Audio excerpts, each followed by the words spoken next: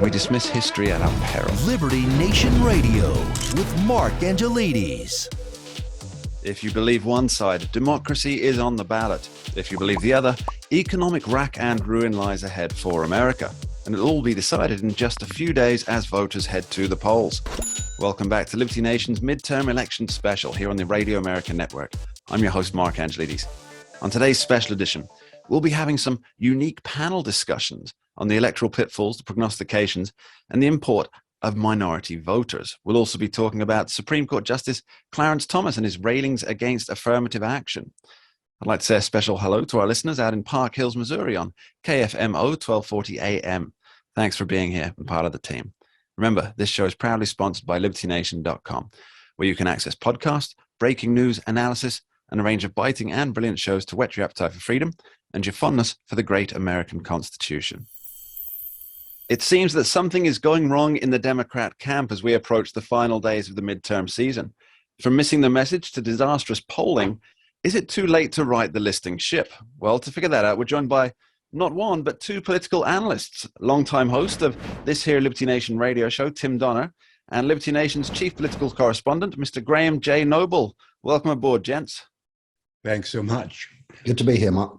So let's kick this off with you, Tim. This was supposed to be plain sailing for the Democrats, wasn't it? They had the January 6 hearings. They had the Mar-a-Lago raid.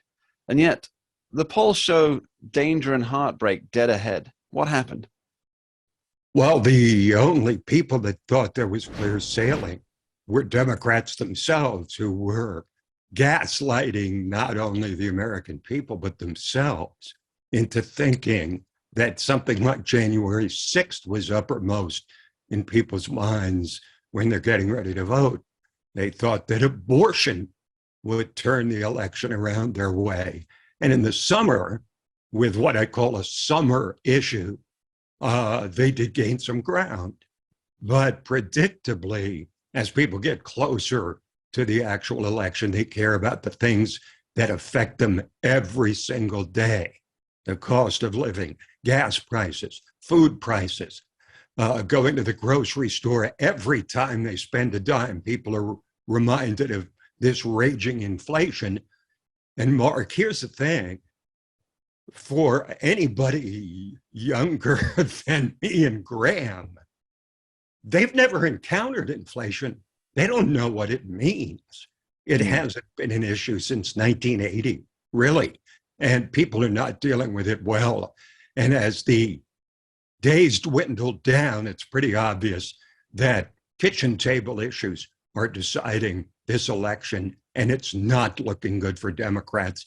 Their momentum, any momentum they had, has been drained, and it's only going to be worse, I think, come the actual election day. You know, I think you're right there in terms of the momentum strategy, Tim, because it did seem that over summer, everything was going in the Democrats' way. I mean, there were so many things happening that the news media was filled with wins for Democrats, troubles for Republicans. But Graham, do you agree with that assessment? And was it perhaps a case that the Democrats launched all of their political missiles too early in order to shore up what was quite clearly a failing president? I mean, I do think that. I think also that the Democrats have tried to make we love to say every time a midterm election comes around, we like to say this is a referendum on, insert here, your name of choice or whatever. And they did really try to make this a referendum on Trump, of course, former President Donald Trump. They tried to keep him front and center. And of course, he has been, he's still being talked about. He's still obviously one of the leading figures in the political world today. But this midterm election really isn't at all a referendum on Donald Trump. And it very much is a referendum on not just Joe Biden, but the Biden administration as a whole.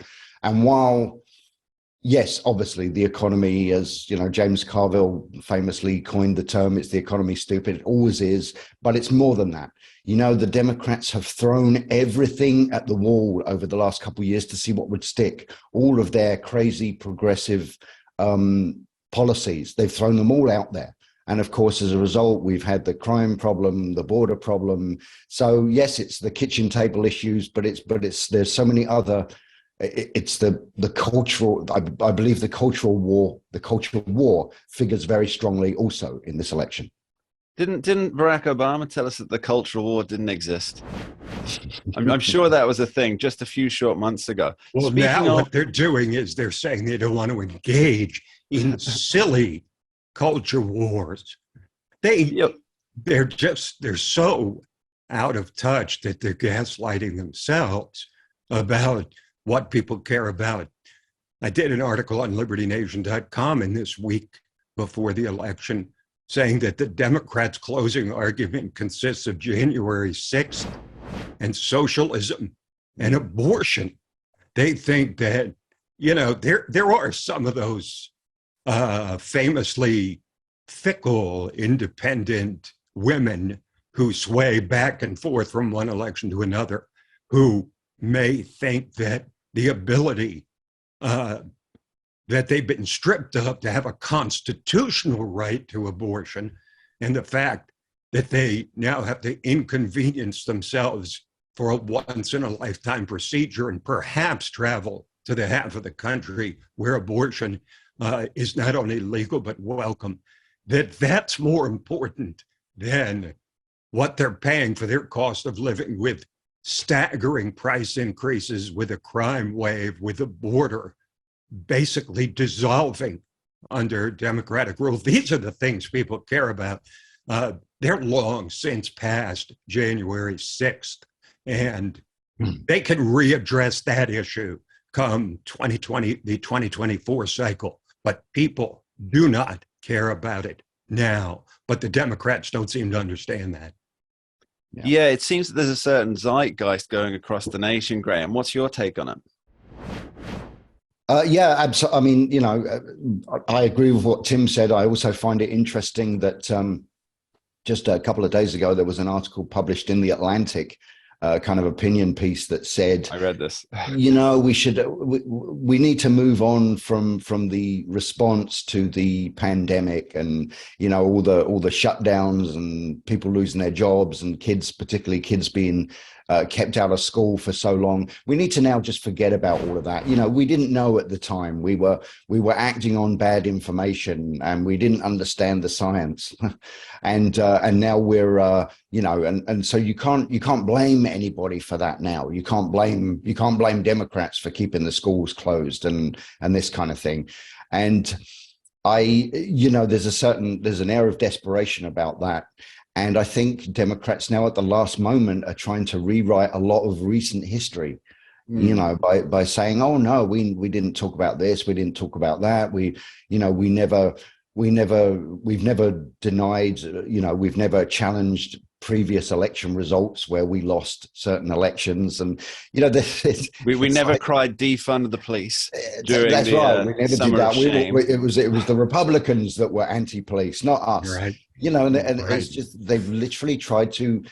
They're hoping that the American people have the memory of a goldfish, where they're literally only going to remember what happened yesterday and not last week or last month or last year. I think if you look at the gubernatorial races in New York and Michigan, they are microcosms of what are happening across the nation on the issues that Graham just discussed.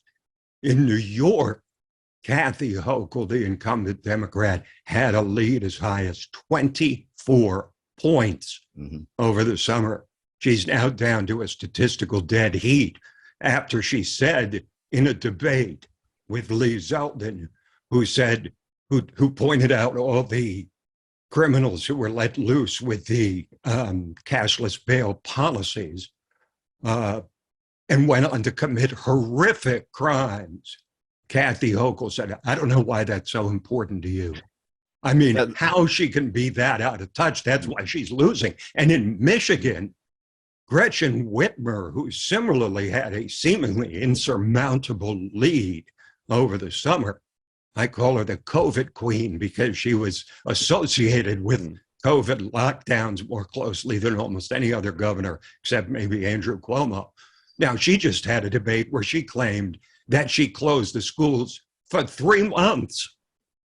Just an outright, just bold-faced lie. And people realize it, and now Gretchen Whitmer is also in a statistical dead heat. It looks like both of them are going to lose races, Mark, that it looked they had no chance of losing even a month or 6 weeks ago.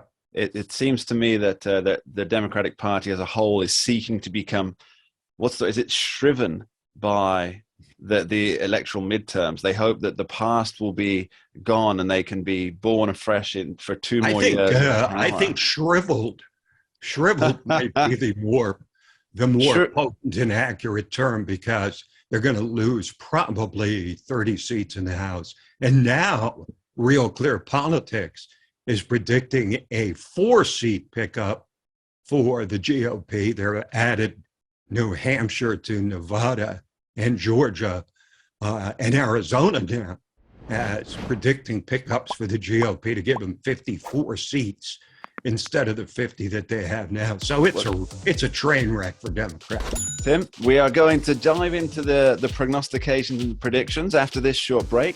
We're talking with Tim Donner and Graham J. Noble on our Liberty Nation Radio Midterm Special. We'll be right back after this note from our sponsors, reading the electoral tea leaves.